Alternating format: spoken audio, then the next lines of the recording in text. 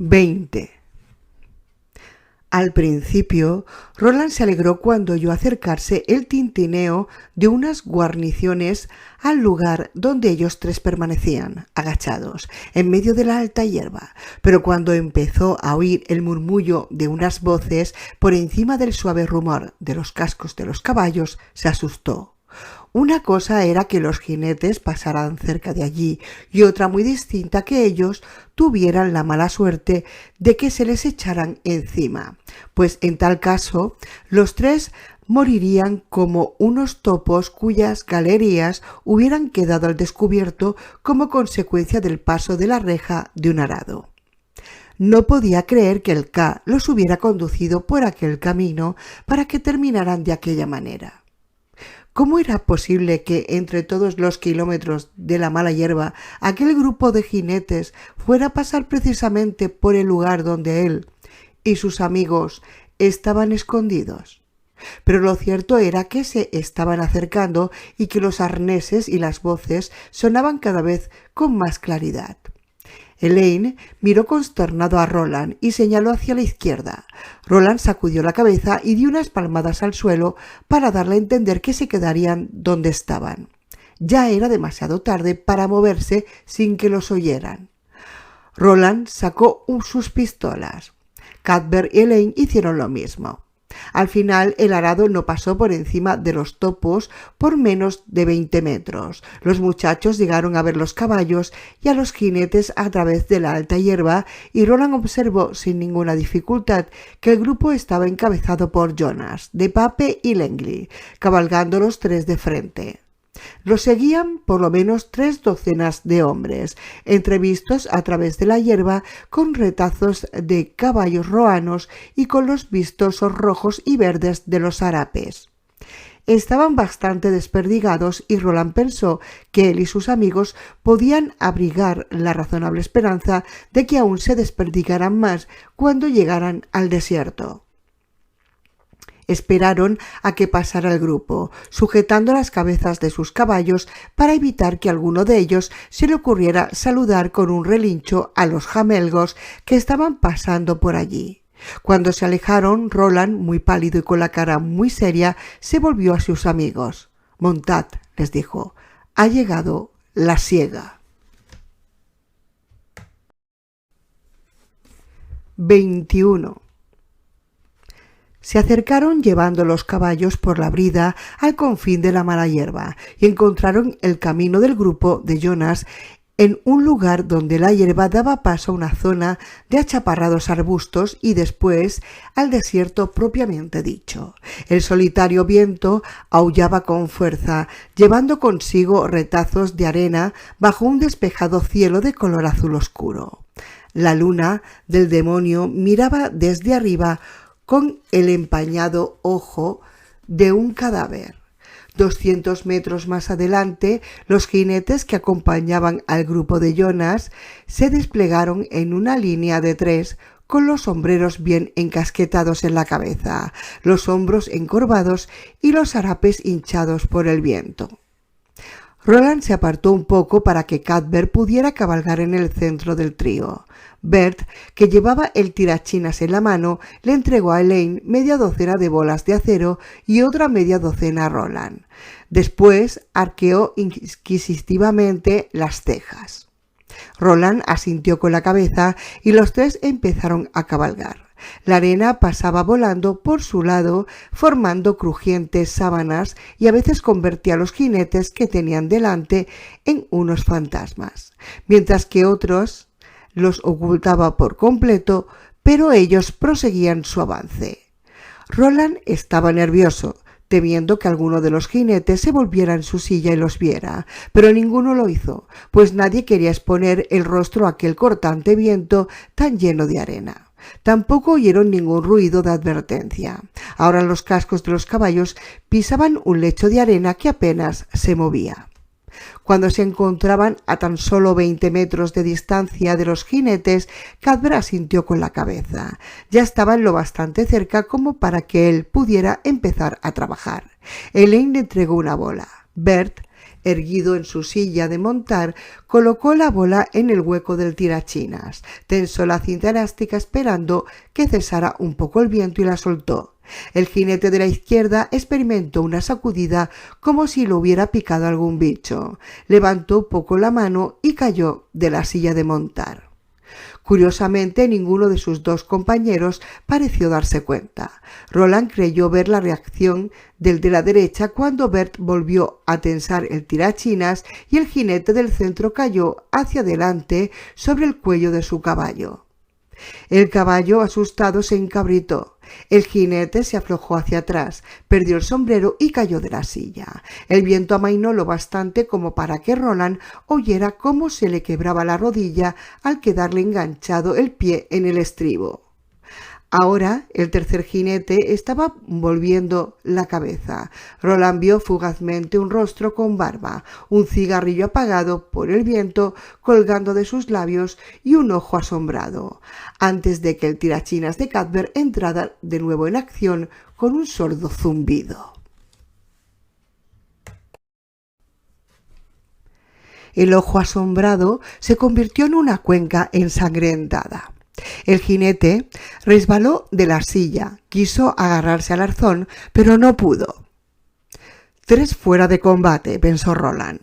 Espoleó a Rasher, los otros hicieron lo mismo y se lanzaron al galope en medio de una gran polvareda, separados entre sí por la distancia de una espuela. Afortunadamente, los caballos de los jinetes eliminados se desplazaron en grupo hacia el sur. Por regla general, los caballos en jinete no causaban extrañeza en Mejis, pero sí estaban ensillados.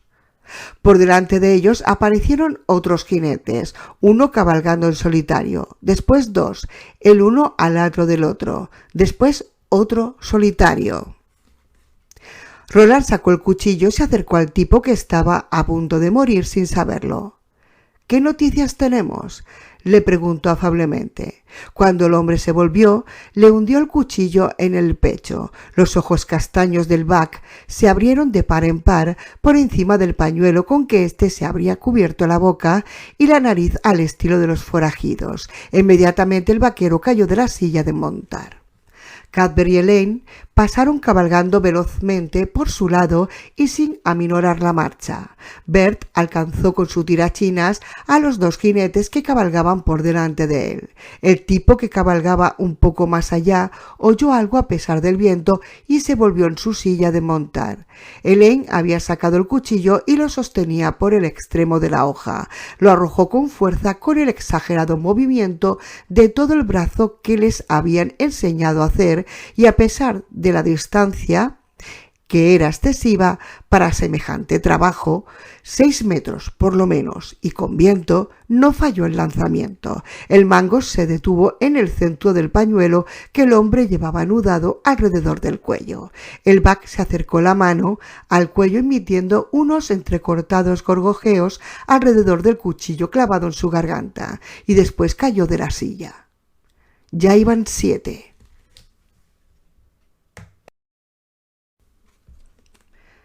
Como en el cuento del zapatero y las moscas, pensó Roland. Cuando alcanzó a Elaine y a Cuthbert, el corazón le latía muy despacio y muy fuerte en el pecho. El viento lanzaba un solitario silbido.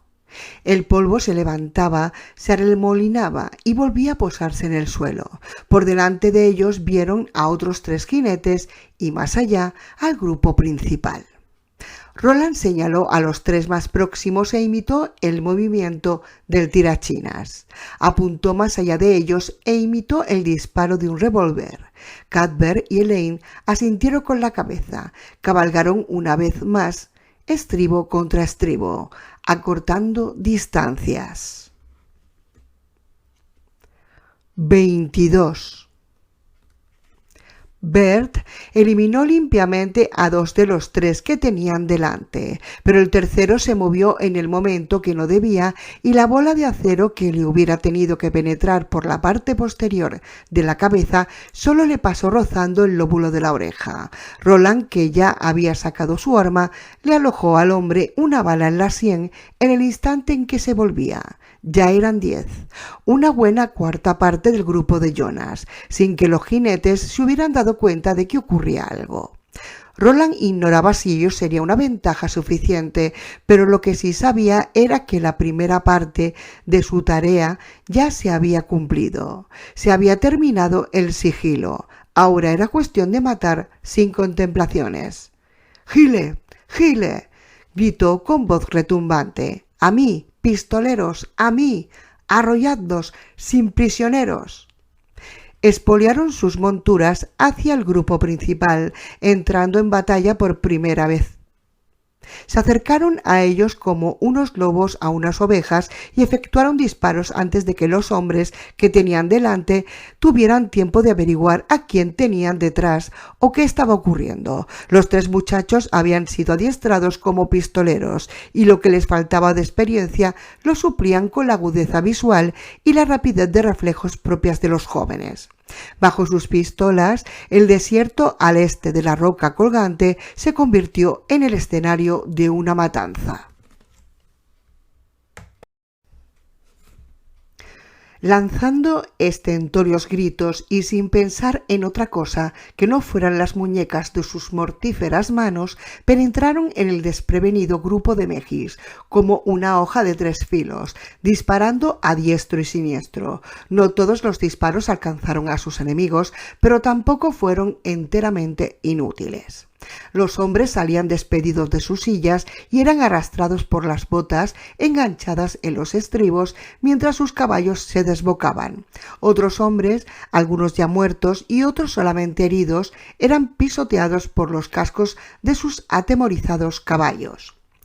Roland cabalgaba disparando con sus 2 pistolas y sujetando las riendas de Rasher con los dientes para que éstas no colgaran por el costado del animal y le hicieran tropezar. 2 hombres cayeron a su derecha y otros 2 a su izquierda bajo sus disparos. Por delante de ellos, Brian Hookey se volvió en su silla de montar con el hirsuto rostro alargado en una expresión de asombro. Alrededor de su cuello oscilaba y tintineaba un amuleto en forma de campana. Sacó una escopeta de la funda que llevaba colgada de su poderoso hombro de herrero, pero antes de que pudiera sacar la mano a la culata de su arma, Roland hizo saltar de un disparo el amuleto de plata que colgaba de su pecho y reventó el corazón que había debajo. Hookey cayó de su silla soltando un gruñido. Cuthbert dio alcance a Roland, situándose a su derecha, e hizo saltar a otros 2 hombres de sus caballos. Miró a Roland con una orgullosa y radiante sonrisa. «Al tenía razón», dijo. «Estos son de grueso calibre».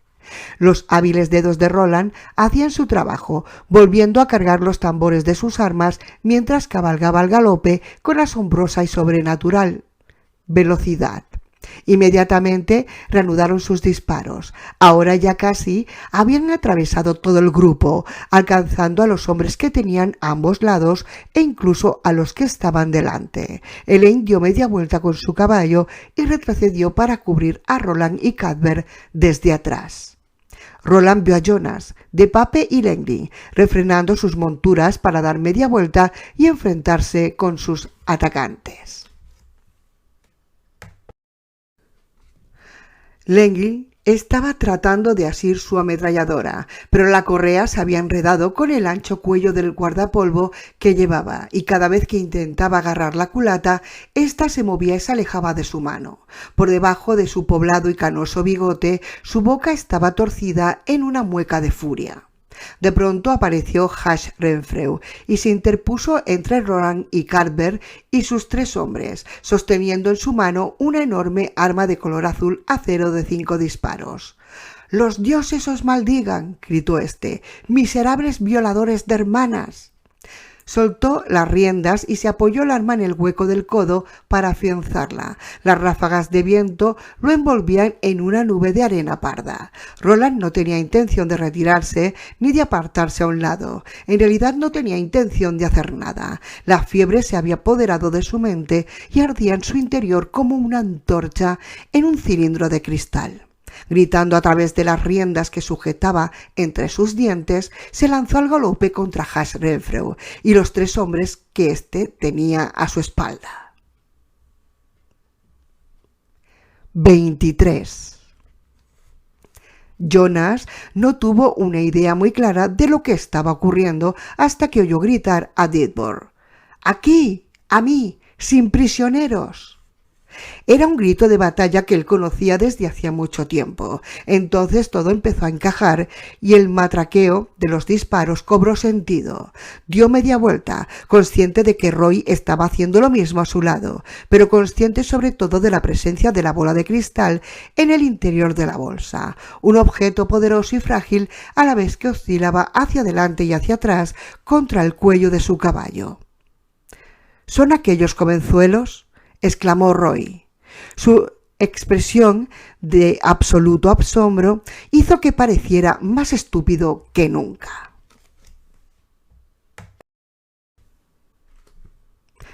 «Dithborg, hijo de la gran puta», gritó Renfrew mientras retumbaba el arma que sostenía en las manos. Jonas vio que el sombrero de Dithborg se levantaba de su cabeza con un trozo de ala arrancada. El chico abrió fuego inmediatamente y lo hizo muy bien, mucho mejor de lo que Jonas jamás hubiera visto en su vida. Renfrew saltó de su silla de montar, dando patadas en el aire y sin soltar su monstruosa arma. Disparó 2 veces contra el polvoriento cielo azul antes de caer de espaldas y rodar por el suelo hasta morir, tendido de lado. Langley apartó la mano de la escurridiza culata de su ametralladora y se quedó mirando con total incredulidad la aparición que se estaba acercando a él en medio de la polvareda. «¡Atrás!», gritó. «En nombre de la Asociación de Criadores de Caba». Un enorme orificio negro surgió en el centro de su frente, justo por encima del lugar donde sus cejas se habían juntado. Elevó las manos hasta los hombros con las palmas hacia afuera en gesto de rendición. Así fue como murió. «¡Hijo de puta! ¡Pequeño hijo de puta! ¡Violador de hermanas!», aulló de Pape mientras trataba de sacar el revólver enredado en su zarape. Aún lo estaba intentando cuando una bala de Roland le abrió la boca en un rojo grito que le llegó casi hasta la nuez. «Esto no puede estar ocurriendo», pensó estúpidamente Jonas. «No es posible. Nosotros somos mucho más». Pero estaba ocurriendo. Los muchachos de Mundo Interior habían golpeado infaliblemente la línea de fractura y estaban protagonizando algo que equivalía a un ejemplo de manual de la manera en que tenían que atacar los pistoleros cuando estos estaban en situación de inferioridad.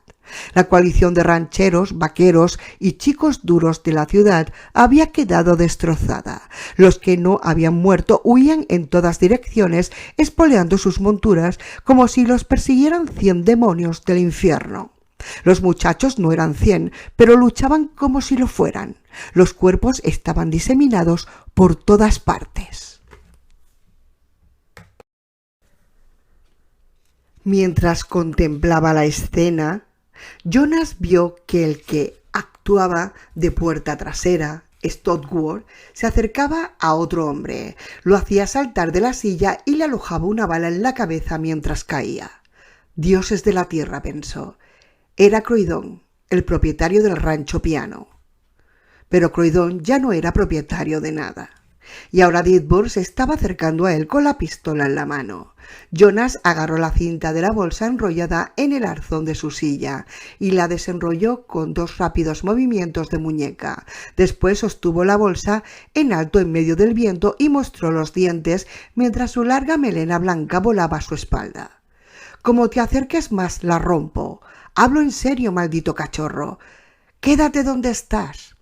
Roland no interrumpió su temerario galope ni se detuvo un solo instante a pensarlo. Ahora sus manos pensaban por él. Cuando más adelante recordó la escena, la vio lejana, silenciosa y extrañamente deformada, como vista a través de un espejo de afectuoso o de la bola de cristal de un mago. Dioses, es el mismísimo Arthur Hale que ha venido para llevarme, pensó Jonas. Mientras el cañón de la pistola de Roland se abría en su ojo como la entrada de un túnel o el pozo de una mina, Jonas recordó lo que el mocoso le había dicho en el polvoriento patio de aquel rancho incendiado. El alma de un hombre como usted jamás puede abandonar el oeste.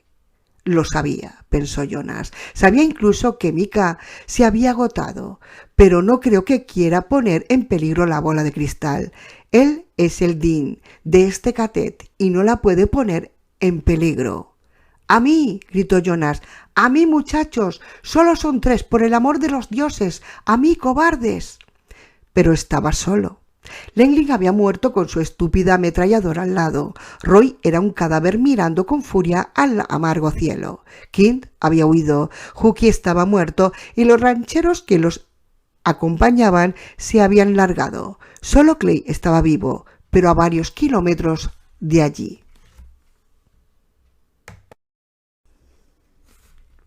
¡La romperé!, gritó mientras el muchacho de la fría mirada se acercaba a él como la más refinada de las máquinas letales. ¡Delante de todos los dioses la romp! Roland apretó el gatillo de su revólver y disparó. La bala alcanzó el centro de la mano tatuada que sostenía la cinta y la pulverizó, dejando solo unos dedos que se agitaron brevemente desde una masa esponjosa y roja. Roland vio por un instante el ataúd azul antes de que la sangre lo cubriera. La bolsa cayó, mientras Rasher chocaba contra el caballo de Jonas y lo empujaba hacia un lado. Roland atrapó hábilmente la bolsa con el hueco en un brazo. Jonas gritó consternado al ver que le arrebataban el trofeo. Agarró el brazo de Roland, lo asió por el hombro y a punto estuvo de desazonarlo. Su sangre llovió sobre el rostro de Roland en cálidas gotas. «¡Devuélvemela, mocoso!». Jonas buscó bajo su zarape y sacó otra arma. «¡Devuélvemela! ¡Es mía!». «Ya no», dijo Roland. Mientras Rasher interpretaba una rápida y delicada danza para ser un animal tan grande, Roland efectuó 2 disparos a bocajarro contra el rostro de Jonas. El caballo de este salió disparado de debajo de su cuerpo y el hombre del cabello blanco cayó despatarrado boca arriba con un ruido sordo. Sus brazos y sus piernas experimentaron unas espasmódicas sacudidas, temblaron y se quedaron inmóviles. Roland se enrolló la cinta de la bolsa alrededor del hombro y regresó junto a Elaine y Cuthbert dispuesto a prestar ayuda. Pero ya no era necesario. Estos permanecían sentados en sus sillas de montar, el uno al lado del otro, en medio del fuerte viento, al final de un reguero de cuerpos diseminados por el suelo, mirando a su alrededor con ojos aturdidos, los ojos de unos muchachos que acababan de pasar por primera vez por la prueba de fuego y no aciertan a comprender que no se hayan quemado. Solo Elaine había resultado herido. Una bala le había desgarrado la mejilla izquierda, produciéndole una limpia herida que se curó muy bien, aunque le dejó una cicatriz hasta el día de su muerte. Durante el tiroteo no había sido consciente de nada y solo conservaba un vago recuerdo de lo que había ocurrido tras el inicio del ataque. Cuthbert dijo más o menos lo mismo. «Roland», dijo Cuthbert, acariciándose la mejilla con una trémula mano. «Salud, pistolero». «Gile». Los ojos de Cuthbert estaban tan enrojecidos e irritados a causa de la arena que parecía que hubiera estado llorando. Tomó las plateadas bolas que Roland le entregaba como si no supiera lo que eran. «Estamos vivos, Roland». «Sí». Elaine miraba a su alrededor, aturdido. «¿Dónde están los otros?» «Yo diría que unos 25 por lo menos están allí», contestó Roland, señalando el camino de cadáveres. «Los demás...».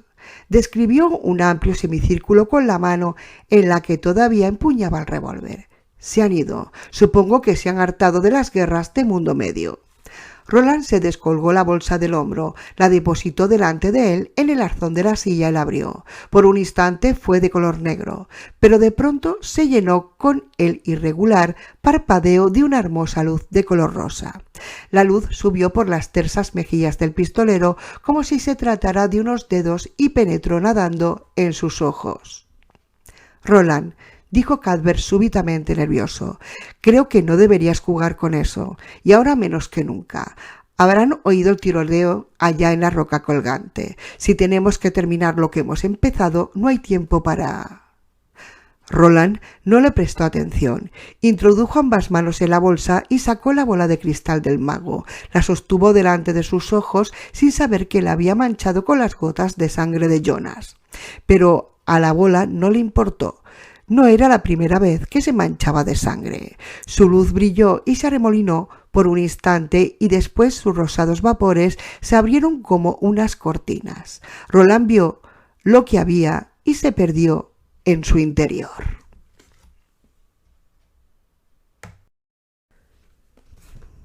Capítulo 10. Bajo la luna del demonio 2. 1.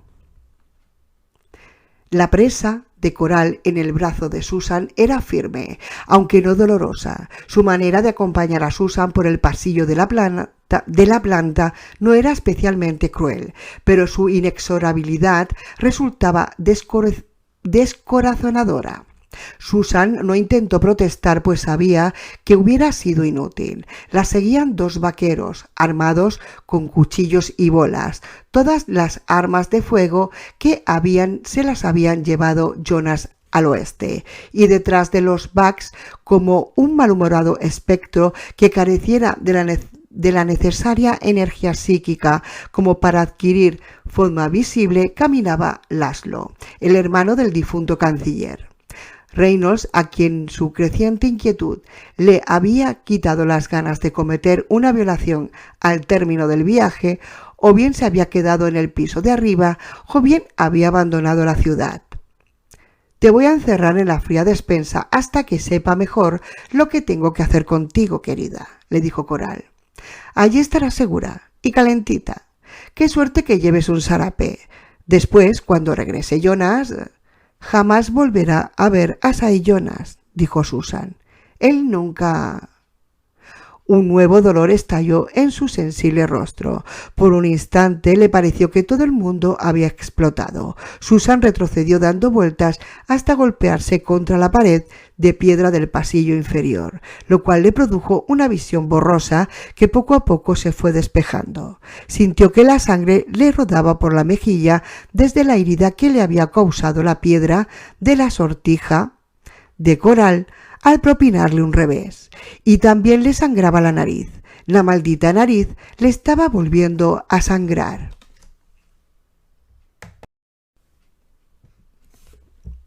Coral la estaba mirando con una gélida expresión de «para mí esto no es más que un trabajo», pero Susan creyó ver algo distinto en sus ojos.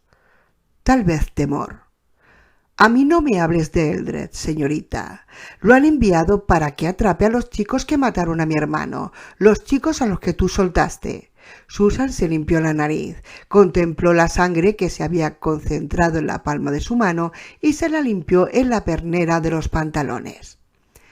«Yo sé tan bien como usted quién mató a Hart, o sea que no me tome el pelo y yo no se lo temeré a usted».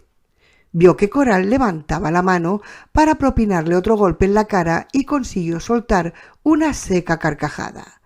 «Adelante, pártame el otro lado de la cara si quiere. ¿Acaso eso evitará que esta noche duerma sin un hombre que le caliente la cama?»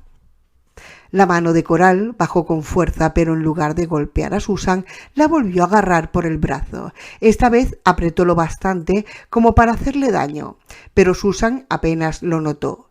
Aquel día le habían hecho daño unos expertos y no le habrían importado sufrir más daño si con ello hubiera podido acelerar el momento de su reunión con Roland. Coral la llevó a rastras por el pasillo y cruzó con ella a la cocina, aquella espaciosa estancia que cualquier otro día de la siega hubiera sido un hervidero de humeante actividad, pero que aquel día estaba pavorosamente desierta, hasta llegar a la puerta blindada del otro lado. Al abrirla, un penetrante olor de patatas, calabazas y aguaturmas escapó de su interior.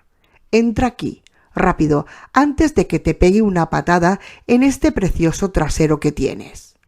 Susan la miró sonriendo.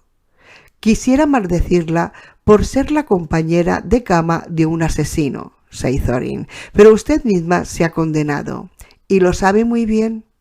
Lo lleva escrito en la cara. Así pues, me limitaré a hacerle una reverencia. Hizo lo que acababa de decir con una sonrisa en los labios, y le desearé muy buenos días. «Entra y calla la cochina boca», gritó Coral, empujándola al interior de la despensa. A continuación cerró cuidadosamente la puerta, corrió al pestillo y miró enfurecida a los vaqueros que se habían quedado a una prudencial distancia. «Vigiladla muy bien, muchachos, tened mucho cuidado». Pasó por su lado sin prestar atención a sus respuestas y subió a la suite de su difunto hermano para esperar a Jonas o noticias suyas. La zorra de pálido rostro que estaba encerrada allí, abajo entre las zanahorias y las patatas, no lo sabía, pero ahora Coral no podía quitarse de la cabeza sus palabras. «Jamás volverás a ver a Sai Jonas», que resonaban en ella como un eco y no se querían ir. 2. El achaparrado campanario de la sala de reuniones municipales dio las 12. Si el insólito silencio que se cernía sobre el resto de Hambry resultaba extraño cuando la mañana de la siega se convirtió en tarde, el silencio que reinaba en el descanso de los viajeros era decididamente espectral. Más de 200 almas se apretujaban bajo la fría mirada de la retozona. Todas ellas bebían, pero apenas se oía el menor ruido, como no fuera el de los pies arrastrados por el suelo o el impaciente golpe de los vasos sobre la barra para dar a entender que se quería otro trago. Seb había tratado de interpretar una vacilante melodía al piano, pero un vaquero con la cicatriz de una cornada en la cara le había acercado la punta de la navaja, le había acercado la punta de la navaja al oído y le había dicho que no metiera ruido si quería conservar aquello que en él hacía las veces de cerebro en la banda de estribor de su tímpano. Seb, a quien habría gustado seguir respirando 1000 años más si los dioses se lo hubieran permitido, abandonó inmediatamente la banqueta y se acercó a la barra para ayudar a Stanley y a Betty a servir alcohol a los clientes.